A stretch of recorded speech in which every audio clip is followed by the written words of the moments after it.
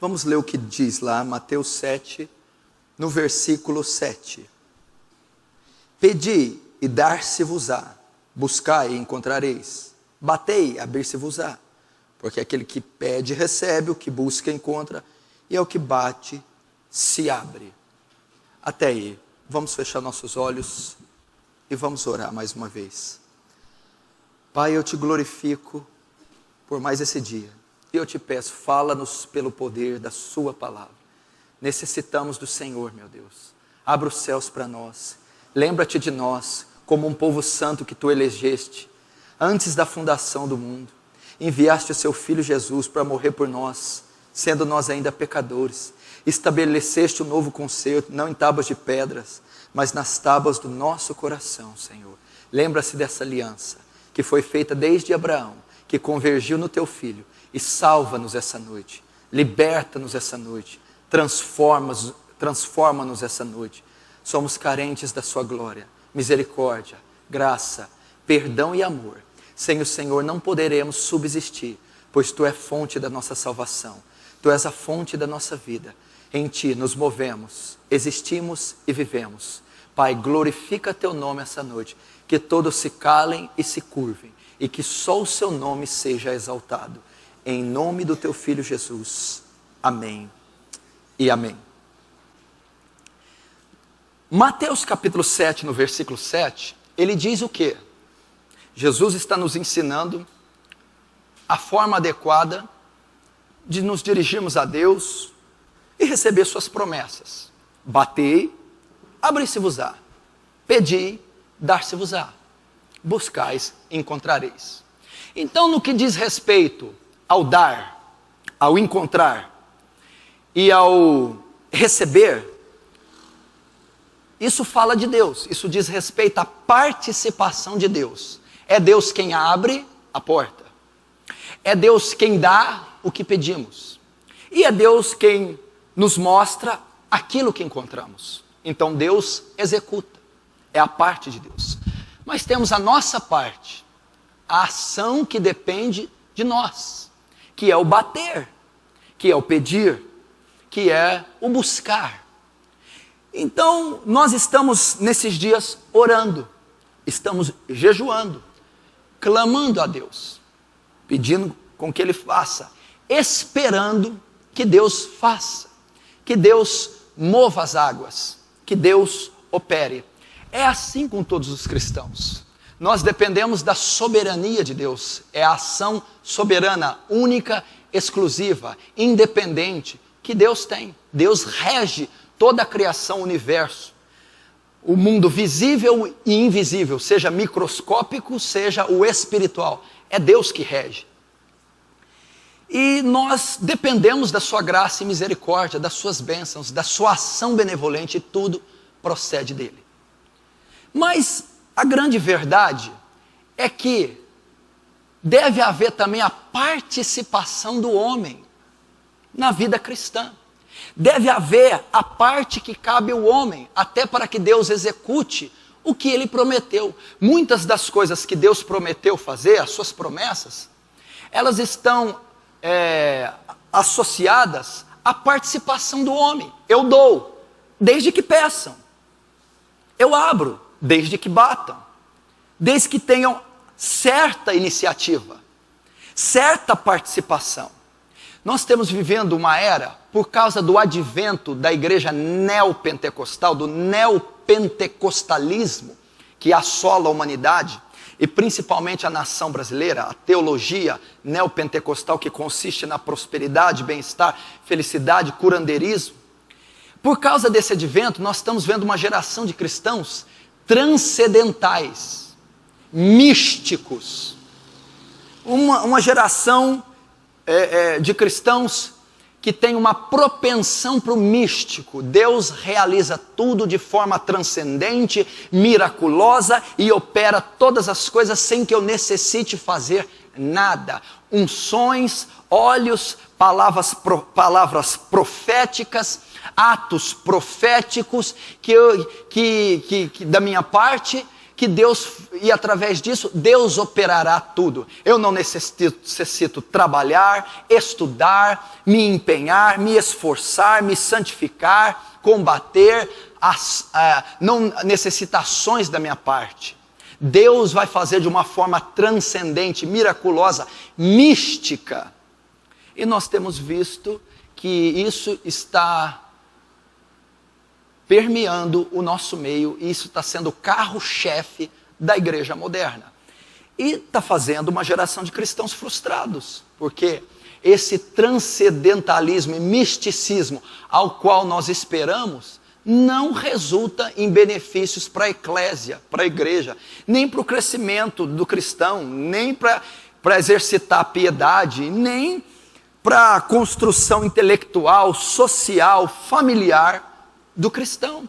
Nós não podemos esquecer que, além de cristãos, filhos de Deus, descendentes de um reino celeste, somos cidadãos enquanto vivos. Temos que pagar nossos impostos, exercer nosso direito de cidadania, estudar. Estamos inseridos num contexto social mundial. E nós não podemos sair dessa realidade. E nós então vamos aprender essa noite a fazer a nossa parte. Você está orando esses dias. Você está clamando esses dias. Você está jejuando esses dias. Para que milagres aconteçam. Para que portas se abram. Para que crises sejam resolvidas, para que haja soluções em diversas áreas da sua vida, física, espiritual, material, profissional, etc, etc. Esperando o favor de Deus, esperando a ação de Deus, esperando os milagres, esperando talvez de forma mística, transcendente, que Deus vai entrar e tomar as rédeas de todas as situações e trazer a elas resposta, cura e milagres. Sim, você deve rogar a Deus, porque Filipenses 4 diz para não andarmos ansiosos com coisa alguma. Antes, as nossas necessidades devem ser apresentadas diante de Deus através das súplicas e petições. Jesus também diz, tudo que ligardes da terra será ligado nos céus. Então eu devo apresentar mesmo as menores necessidades, mesmo físicas, espirituais, ministeriais ou conjugais, eu devo apresentar diante de Deus através da oração. E é isso que você tem feito, apresentado a sua vida, as suas razões para Ele justificar, como diz em Isaías. Mas, para haver uma concordância, uma harmonia, uma resposta de Deus em muitas dessas áreas, deve haver a sua participação, deve haver a sua ação em determinada situação que você está envolvido. É o famoso ditado, faça a sua parte, que Deus faz a dele. Então, muitos cristãos não, ficam simplesmente de barriga para cima, por causa desse misticismo neopentecostal, desse transcendentalismo, esperando que Deus faça todo o resto, transferido e lançando a Deus toda a responsabilidade, e tirando, abrindo mão ou fugindo da responsabilidade que lhe é peculiar, que lhe é inerente, que lhe é pessoal. E nós não devemos fazer isso. Então hoje nós vamos aprender para que haja progresso na nossa vida, sucesso, crescimento, saúde e até respostas de Deus, deve haver a nossa participação, deve haver as ações, devemos usar nosso intelecto, talentos naturais e dons que Deus nos deu, para que essas respostas venham, sejam concedidas, para que tudo converja, para que nós cresçamos a estatura de Cristo, para que tributemos glórias a Deus, para que sejamos beneficiados até a chegada de Canaã, e para que haja alívio em determinadas circunstâncias da nossa vida. Por exemplo, vamos começar com a primeira coisa. Vamos começar com o primeiro item, com o primeiro alvo de oração. Muitas pessoas aqui podem estar orando para portas de emprego serem abertas, para a vida profissional. Estão orando, jejuando, para que portas de emprego se abram, para que haja uma guinada na vida na vida profissional, para que haja um sucesso, para que haja um tempo novo profissional na sua carreira. Então, a única coisa que alguns cristãos fazem é orar e jejuar, para que a vida profissional mude, portas de emprego, promoções salariais e etc, voltado para a área profissional. E a única coisa que eles fazem para ter progresso profissional é orar, jejuar e frequentar a cultos. E não foi isso que Deus instituiu. A sociedade, a ordem de governo, os princípios sociais e legislativos, a maioria deles foi instituída por Deus. Deus fez o emprego. Jesus disse: o meu Pai trabalha até agora, e eu também. Então Deus gosta de trabalho, ação, movimento. E muitas pessoas só estão esperando de forma transcendental. Então você que está orando para a porta de emprego, o que você está fazendo no que diz respeito à sua participação? Você está orando para um emprego melhor, para a porta se abrir. Mas, em primeiro lugar, você está se graduando, está se especializando na sua área, você está estudando, fazendo cursos alternativos para agregar valores e agregar conhecimento. Você quer que uma porta abra e que Deus opere, mas tem leis instituídas na sociedade que não vão receber qualquer tipo de funcionário. Ele vai ter que exigir, ele vai ter que atender às exigências da empresa. Ele vai ter que falar 3, 4 idiomas, ele vai ter que ter pós-graduação, senão ele não vai entrar naquele tipo de emprego. E isso eu não tenho que envolver Deus se aquele tipo de porta não se abrir. Deus pode me ajudar, Deus pode sim abrir tal porta, mas eu tenho que ter a condição necessária para atender às exigências daquilo que eu estou orando. E isso não é Deus que vai dar. Sou eu que vou ter que gastar 3, 4, 5, 6 horas por dia estudando. Você está distribuindo currículos? Você está acordando pela manhã e batendo de porta em porta, empresa em empresa, recorrendo a um novo emprego? Não, eu estou orando e jejuando. Não pode acontecer. Deus não vai quebrar suas leis que Ele estabeleceu. E esse é o problema do cristão. Ele fica parado, orando e jejuando, achando que Deus vai fazer aquilo que Ele deve fazer. Você quer uma condição financeira, profissional melhor? Você precisa trabalhar mais. Então você vai precisar ter 2 períodos de emprego. Você vai ter que fazer cursos alternativos. Você vai ter que investir, se especializar no seu ramo. Hoje o mercado de trabalho está super exigente e competitivo. Não tem lugar para o bom. O bom não consegue um cargo bom, só tem lugar para o melhor. E é engraçado que Deus, Ele quer isso de nós, porque Ele diz em Filipenses 2,15 que devemos brilhar como astros e estrelas no meio de uma geração corrupta e perversa.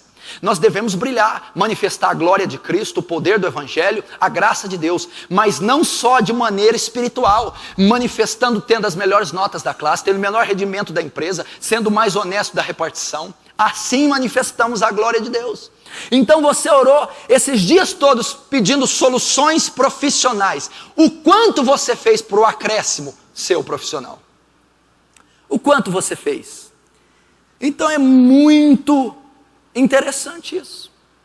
Eu estou pedindo para ser promovido na minha empresa. Estou orando e jejuando. Sim. Como é que tem sido o seu perfil como funcionário? Você é o primeiro a chegar? O último a sair? O seu rendimento é excelente? Você é honesto e íntegro com as responsabilidades que lhe são outorgadas na sua empresa? Não. Meu rendimento é ruim, eu sou um mau funcionário, não tenho pontualidade com os horários, mas estou orando por uma promoção, para o meu chefe reconhecer. Deus não vai atender essa oração. Deus não vai atender. Por isso temos visto uma avalanche de ímpios sobrepujando os cristãos nas mesmas repartições profissionais. Por quê? Porque enquanto um fica só orando e jejuando, o outro é honesto, competente, trabalhador, incisivo, objetivo, tem planejamento, tem visão ampla, extensa, fronteiras largas. Então deve haver a nossa participação. É correto colocar as necessidades? Sim. É correto ligar da terra nos céus nossos problemas profissionais? Sim. Mas se queremos uma evolução profissional e financeira, deve haver a nossa participação. E uma oração para alguém objetivo, honesto e sério, trabalhador, é muito mais eficaz da oração de um preguiçoso, acomodado e estagnado. A probabilidade de tal oração ser respondida da parte A é muito maior do que da B. Então o primeiro ponto, o profissional.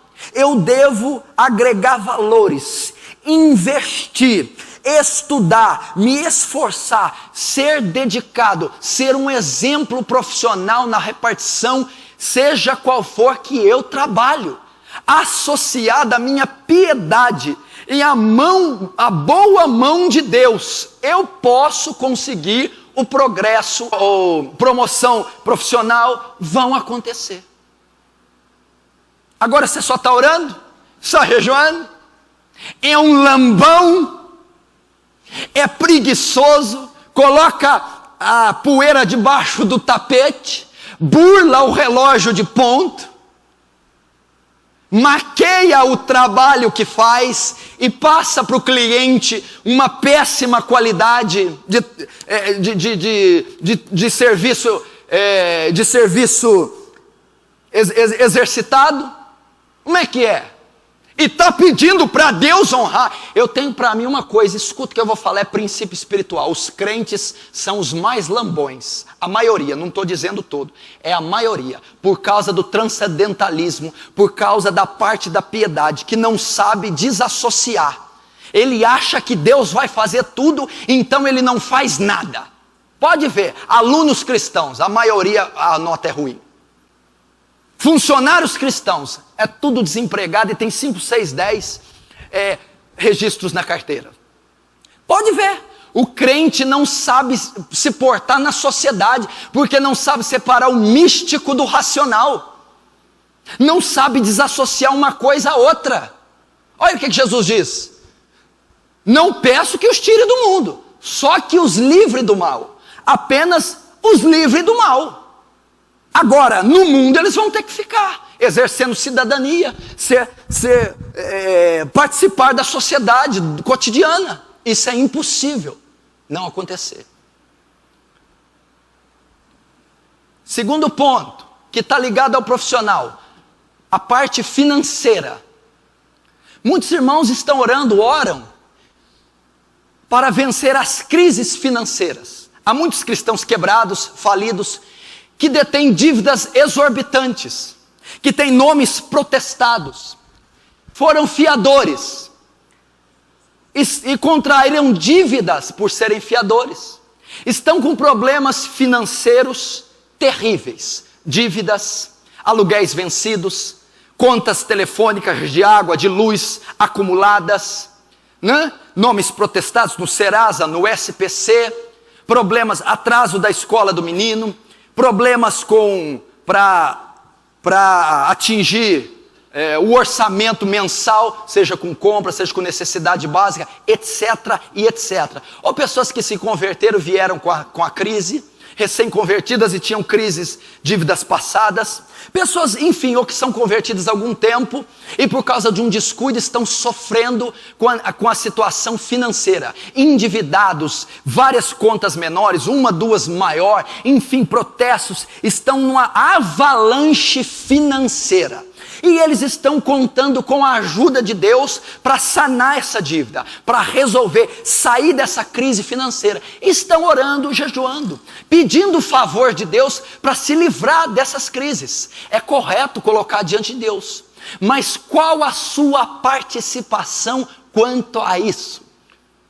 Você está orando, jejuando, buscando a Deus para que Ele responda algo relacionado à crise, para que a solucione, para que as dívidas sejam quitadas, para que haja paz. E você não está orando para a dívida ser quitada porque é um luxo, porque isso tira a paz, traz estresse familiar, confusão, baixo rendimento escolar, afetivo, conjugal, altera tudo. E inclusive a parte espiritual pode comprometer a nossa fé, nosso cristianismo, dívidas, credores, cobranças, etc. E você está rogando a Deus, qual a sua participação? É interessante notar que as pessoas têm um orçamento de 1.000, 2.000 reais por mês e gastam 3.000. Ganha 1.000, gasta 1.500. Qual está sendo a sua participação? Você está cortando gastos para que através da oração e a sua participação você salde aquela dívida? Você cortou itens de luxo, internet, telefone celular, TV a cabo, está andando de pé, a pé, de bicicleta, para diminuir a redução, né, do gasto com a gasolina, para que sobre quantias a qual você pode guardar e saldar a dívida. É impressionante que os cristãos gastam e acham que é Deus que vai pagar. Eu estou orando para Deus saldar a dívida, mas não baixa o padrão social, não baixa o padrão financeiro. Querem ainda viver de aparência, andar com grife, comer em bons restaurantes, gastar com futilidade, fazer viagens, mas estão orando para saírem da crise. Qual é a sua participação? O que você tem feito? Está enxugando os gastos? Aqui nessa casa 3 meses, arroz, feijão e ovo. De vez em quando alface. Tem 3, 4 bicicletas. Conserta o pneu ali na borracharia, R$2 cada conserto. Vão trabalhar de bicicleta, ir à escola de bicicleta. Vamos fazer isso. Domingo, se der, a gente passeia de carro para tomar um sorvete daquele de perua, que custa 70 centavos. É dessa maneira. Nós não, os cristãos, eles têm uma fábula, principalmente com o advento neopentecostal. Vai chover ouro na minha mão, dente de ouro, vende o dente de ouro. Uma porta vai abrir e uma cesta básica vai cair de paraquedas naquele X, no buraquinho que tem entre a garagem e o jardim de inverno. Vai cair lá. Não vai cair. Deus vai me honrar, aleluia. Eu vou na conta, lá no Banco do Brasil, meu saldo devedor de R$10.800 vai estar zerado, diz o Senhor. Não vai estar. Então nós estamos orando sim. Deus entende um deslize nosso, entende uma fraqueza, entende que contraímos essa dívida por alguma desequilíbrio, sim. Ele se preocupa com a nossa dívida, que altera e afeta toda a nossa estrutura, mas onde está a nossa honestidade, a nossa participação quanto ao que nós estamos pedindo? Deus não vai responder a oração de quem está endividado e gastando mais do que tem, que não abre mão do conforto nem do luxo. Isso é desonesto, porque Paulo diz em 2 Coríntios 8, 21, nós não zelamos, nós os apóstolos, obreiros da igreja de Atos, o que é honesto, não andamos em dia, só com as coisas de Deus, só com Deus, mas zelamos o que é honesto também diante dos homens, na sociedade. Temos preocupação e integridade com a sociedade. Então Deus não vai honrar, receber uma oração, um voto, nem vai auxiliar um crente imprudente, desonesto, que usa de má fé, vaidoso, arrogante. Então, se todos esses dias você esteve orando, jejuando, pedindo para que saia da crise, Deus está perguntando qual foi a sua participação física durante esse processo de petição com relação às finanças. Como é que está a participação? Você está honrando o Senhor com a sua contribuição? Provérbios 3:9 diz, honra o Senhor com a primícia de todos os seus bens. A primícia, a primeira parte, é lançada ao Senhor. Nós temos uma falta de planejamento cristã terrível.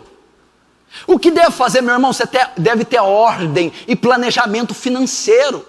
As pessoas que moram de aluguel, como é que um cristão deve usar as suas finanças? A primeira parte deve ser sua contribuição para o Senhor, e ela é bíblica. Segundo, se mora de aluguel, a primeira coisa a pagar é o aluguel.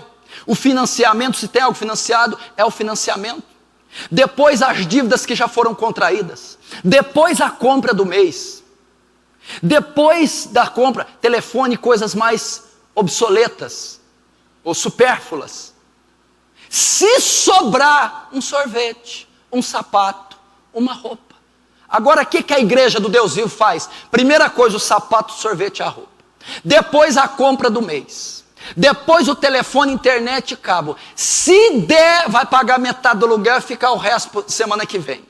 O financiamento já está com 3 parcelas, vai dar um jeito de embromar. E para o Senhor vai sobrar a moeda do domingo. E ele está orando para que Deus estenda a mão para ele sair da crise. Para que Deus opere, zere as dívidas dele. Para que um pote de ouro apareça no fim de um arco-íris. É bem neopentecostal. O arco-íris está lá um leprechal. Está lá um duende verde. Um doente macedônio. Um doente Santiago. Está lá oferecendo moedas de ouro. E nós cremos nessa tolice. Deus não vai honrar tal oração. Deus, irmão, Deus, o Deus que a gente figura na mente é um Deus que nós fabricamos, que você acha que vai se compadecer do seu jeito coitado de fazer lambanças. Deus é justo, justiça e juízo são a base do seu trono, misericórdia e verdade vão adiante do seu rosto. Deus não se comove com trambique, com vida empurrada na barriga, com desonestidade, não se comove. Cristãos têm que andar com ordem e decência moral, ética, submissão às autoridades legadas, tem que andar em dia com a sociedade, exercer o direito de cidadão, porque nós damos testemunho não só na igreja, não só com ações espirituais, mas também com ações sociais, damos testemunho. Terceiro, enfermidades. Eu creio na cura divina. Não creio no curandeirismo que é professado nesse século. O curandeirismo místico, sensacionalista, estapafúrdio, que está na mídia. Mas eu creio que Deus responde, que cura em resposta a uma oração. Eu creio. Eu creio que Deus opera assim. Eu creio que Deus opera milagres em resposta de oração. Meus olhos já têm visto. Tenho visto isso na minha caminhada cristã. Deus curar enfermos em resposta à oração. Deus faz isso. E com esse advento desses últimos séculos, dessas últimas décadas, dos milagres extraordinários, etc., a procura por milagres ficou muito grande e se banalizou. Há muito charlatanismo, etc, etc e etc. Mas ainda há as curas bíblicas. Há as curas verdadeiras e honestas, porque isso é bíblico. Em resposta à oração da fé. Deus cura, Deus opera. Para glorificar o seu nome, para fazer com que os incrédulos creiam. E para promover alívio sobre o pecador. Deus cura. E eu creio que muitas pessoas, muitos que me ouvem, que me veem, estão orando para curas divinas. Estão orando para ser curado, para ser aliviados da dor, para milagres ocorrerem no seu corpo, no seu físico. Estão orando para isso. E Deus pode atender. Mas qual é a sua participação quanto ao que você está pedindo? Como assim, pastor? O boteco do Sotião, aquele torresmo que está 3 semanas, verde, eu quero. Me dá 2 litros e 3 litros de refrigerante todos os dias. Fritura em abundância, todos os dias. Bacon, hambúrguer, french fries, batata frita, em abundância, todo dia. Não levanta nem para pegar a própria sandália, o próprio chinelo. Bem, amor, menino, me dá. A obesidade, falta de exercício, falta de dieta balanceada, falta de dormir 7, 8 horas regulares por dia. Você está pedindo para Deus operar algo na sua vida e não está cuidando do seu corpo, que Ele diz que o nosso corpo não é nosso, é proveniente de Deus, e se nós o destruirmos, Deus nos destruirá. Senhor, me cura. Senhor, me dá uma vida saudável.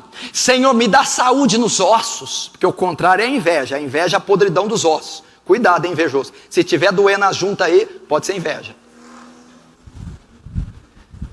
Qual é a sua parte? Quanto tempo você não vai a um dentista e está orando para ter os dentes da Maite Proença, do Reinaldo Chavecchini?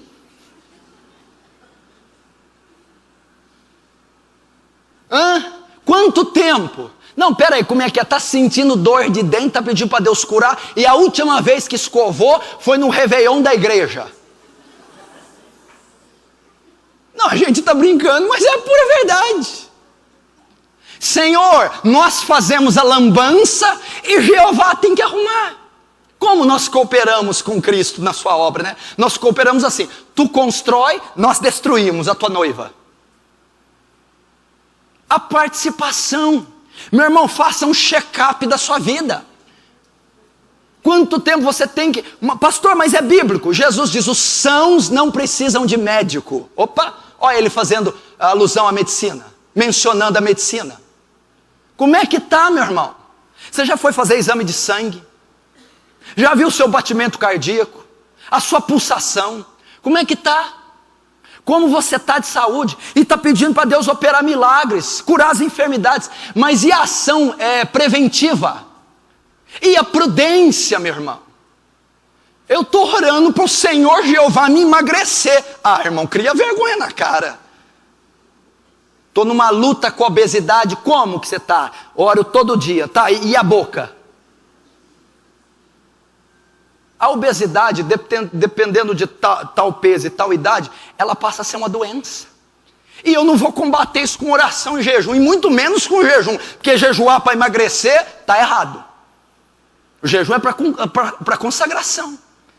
Mas cadê a minha ação? Uma dieta balanceada, a noite de sono respeitada, consultar regularmente nossos médicos particulares, fazer exames regulares para saber o nosso estado de saúde.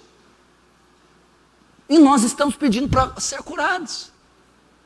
E Deus está dizendo, tudo bem, eu curo, mas você tem que largar a nicotina. Você está pedindo para curar do pulmão, 2 maços por dia? Você está pedindo para curar o fígado, mas gosta da água que passarinho não bebe? Então Deus está dizendo, a parte das enfermidades, como você está agindo. Cuide do seu corpo, cuide da sua saúde, para que essas orações sejam respondidas. Meu irmão, exercite-se regularmente, faça caminhadas.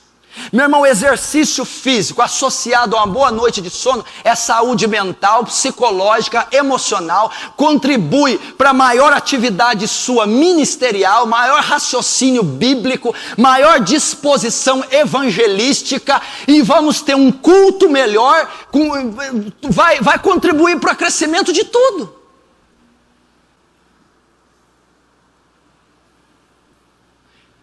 Para os solteiros, esse tempo todo eu estou orando, clamando, para que Deus prepare uma pessoa para mim.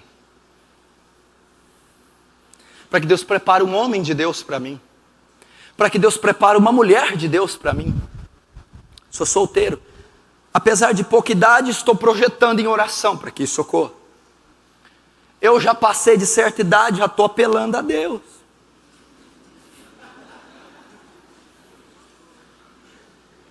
E você está orando seguramente por isso. Pastor, é certo orar sim, é certo, ligar da terra nos céus, apresentar a Deus, para que Deus prepare. Para que Deus prepare essa pessoa. Agora deixa eu dizer qual que é a sua participação quanto a isso. Primeiro, sua aparência. Você está orando por uma pessoa, mas às vezes já reparou, com perdão da palavra, a marmota que o excelentíssimo é?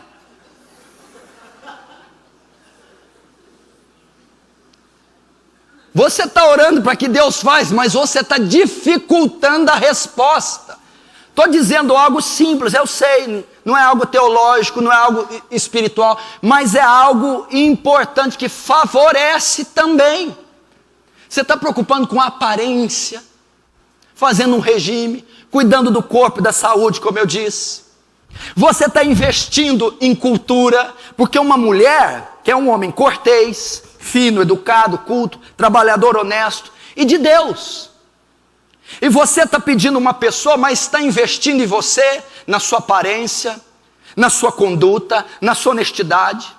Você que é homem, como você está profissionalmente para procurar um relacionamento e ter o que oferecer àquela mulher, porque um relacionamento segundo eu entendo biblicamente, deve se iniciar quando a pessoa tem estrutura de suportar um relacionamento, levando ao casamento.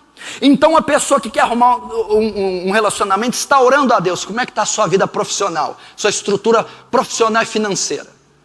Como é que está a sua estrutura emocional? Bate o pé, você chorando, minha mãe. Como é que você vai ter uma mulher? Você tem que estar então, você tem que estar preparado. Tem que preencher essas qualidades e trabalhar para isso. Para o seu crescimento intelectual, para o seu crescimento profissional, para o seu crescimento emocional, para você ter estrutura de suportar um relacionamento, levando ele ao casamento. Então você está orando, mas está investindo na sua aparência, está investindo na sua profissão, no seu conhecimento acadêmico, está investindo no seu espiritual, você é carnal, irado, imoral ainda, está orando. Você tem que fazer isso. Orando para a conversão dos meus pais. Pastor, a minha oração é pela conversão dos meus pais, a conversão familiar, a conversão dos meus irmãos, é a minha petição. Eu estou orando, rogando, chorando, implorando a Deus pela conversão da minha família, dos meus pais.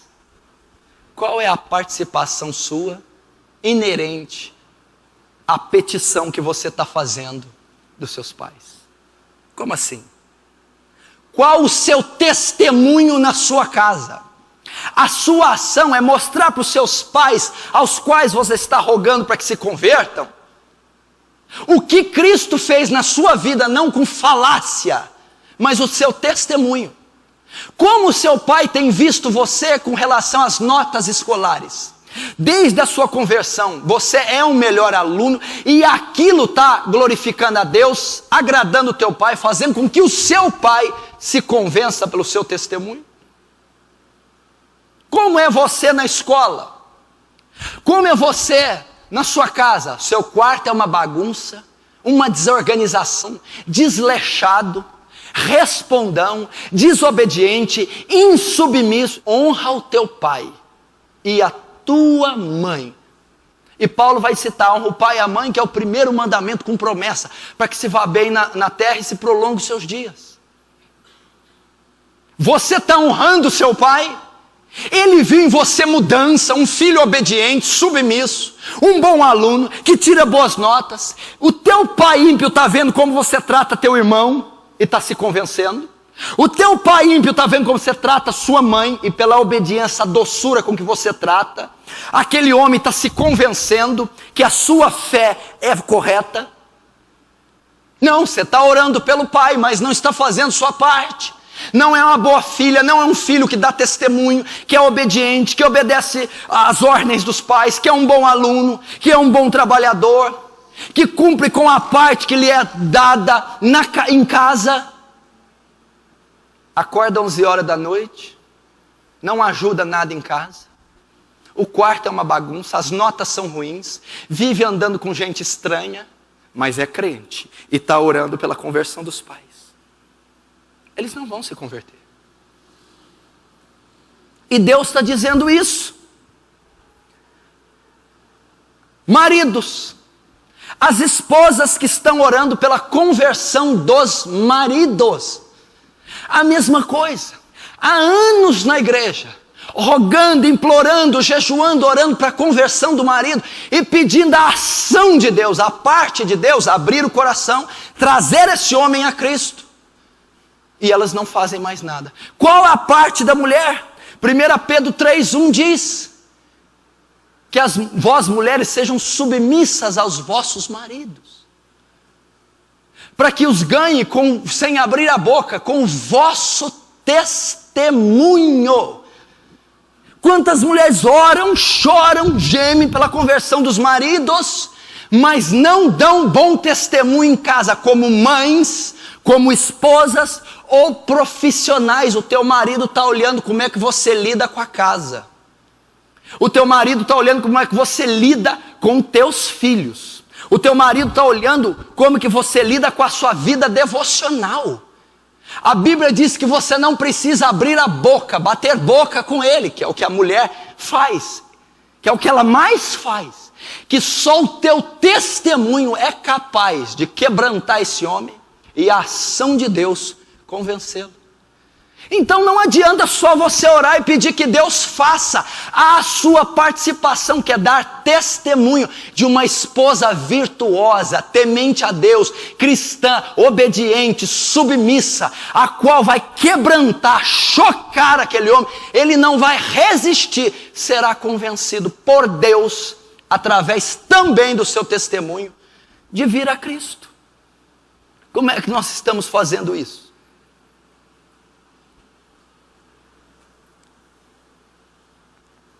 Último. Aqueles que estão orando para o ministério. Estão pedindo o ministério a Deus. Estão orando para serem homens de Deus. Estão orando para substituírem Hudson Taylor, William Carey, George Miller. Estão orando para serem novos Elias, Paulos, Davis e Salomão. Querem ser pastores, músicos, adoradores. Estão rogando a Deus para que o faça. A mesma coisa, você que pede, você que queima no coração o desejo de um ministério, que quer o ministério, que quer ser homem de Deus, e roga e espera que Deus o faça, ou que Deus eleja e escolha. Isso muito bem está na soberania de Deus. Mas o que você tem feito para que essa oração seja respondida? Se você quer ser tanto homem de Deus, e todos estes dias orou, quanto tempo você tem dedicado diariamente ao estudo das Escrituras? Não pense você que Deus levanta um homem de Deus, ou usa um homem sem conhecimento das Escrituras. Tem alguns levantados aí, não foi Deus que levantou e nem é Deus que usa. Você está orando pedindo que algo transcendente ocorra. Que algo simplesmente você caia do cavalo na estrada de Damasco, veja a sarça ardendo e seja um homem de Deus. Não esqueça que Paulo já tinha uma cultura extraordinária, um conhecimento bíblico, acadêmico, fantástico do Antigo Testamento. Não esqueça que Moisés era criado em toda a ciência do Egito e que lá no Monte Sinai foi revelado toda a lei para ele, foi dada a ele. Não, você precisa investir. Quanto tempo você gasta em oração diária? Quanto tempo de vida devocional? Quanto do seu dinheiro você está investindo em material bíblico, teológico e acadêmico? Temos uma livraria aqui na igreja. Será que você ainda não comprou nenhum livro? Você que pensa em ministério deveria ter todos os livros que são vendidos aqui. Como que você espera ser um homem de Deus se você não está fazendo a sua parte? Cursar um seminário bíblico, teológico. Investir em material didático, acadêmico, bíblico, teológico. Passar horas estudando as Escrituras, versículo por versículo, capítulo por capítulo, tema por tema. Tendo dicionários bíblicos, dicionários de grego e hebraico. Gastando 2, 3, 4, 5, 6, o quanto você puder, conhecendo as Escrituras. E está pedindo para ter um ministério, como que Deus vai responder se você não agregar conhecimento espiritual, bíblico, teológico, escriturístico? Ele não pode responder essa oração. Vida devocional, quanto tempo em oração, que é o trauma da igreja desse século. Não cultiva a vida de oração. Meu irmão, raríssimas exceções se você encontra alguém que consegue orar 1 hora. Que consegue orar 1 hora por dia. Raríssimas exceções. Como essas pessoas vão ser usadas secas, frias e vazias? Sem vida devocional. Sem comunhão com Deus. Sem orar no Espírito. Sem gastar tempo com Deus. Ele não pode responder, porque a segunda carta de Pedro diz: crescei na graça e no conhecimento. É ordem, é mandamento, é o crescer em graça, na espiritualidade, na santificação, na piedade e no conhecimento, teologia, Bíblia, cultura bíblica. para que eu tenha um ministério.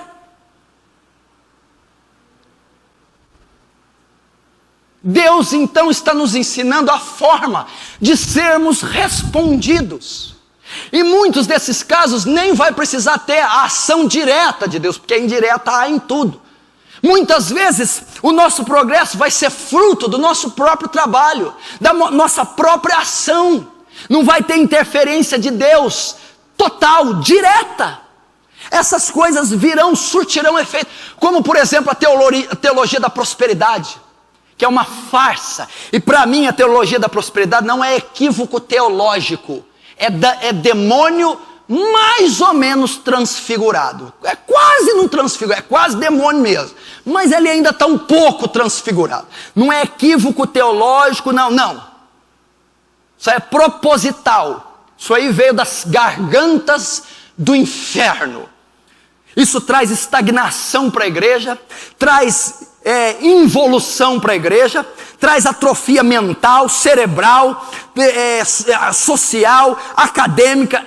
Isso é diabólico. Prosperidade, que eu tenho entendimento, se a igreja do Deus vivo quer prosperar, trabalhe, estude, economize, então prospere. Isso é prosperidade para mim. Isso é prosperidade. Não envolva Deus, não envolva o santo com o profano. Poder de Deus, sabe o que é, meu irmão?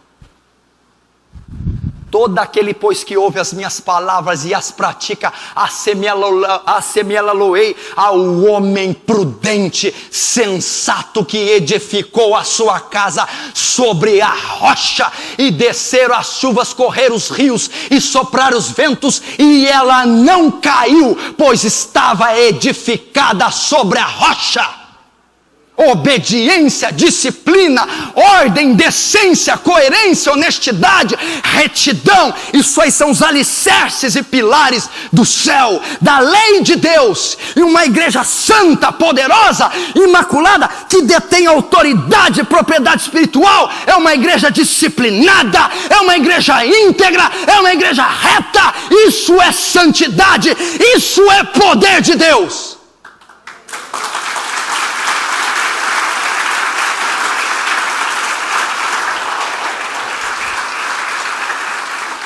Isso é poder de Deus. Entrar na sua casa como membro da minha igreja e ver que as suas contas estão pagas em dias, que os seus filhos são sujeitos a você, que o seu relacionamento conjugal está em ordem, é ver que você não é sujo na praça, é ver que você é um homem prudente, uma esposa prudente, um filho piedoso, inteligente. Isso é poder de Deus. Amém? Essa é a palavra para essa noite então.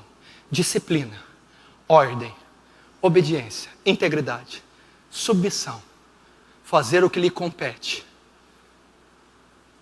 Porque a parte de Deus nós não precisamos nos preocupar. Que Deus seja louvado. Amém?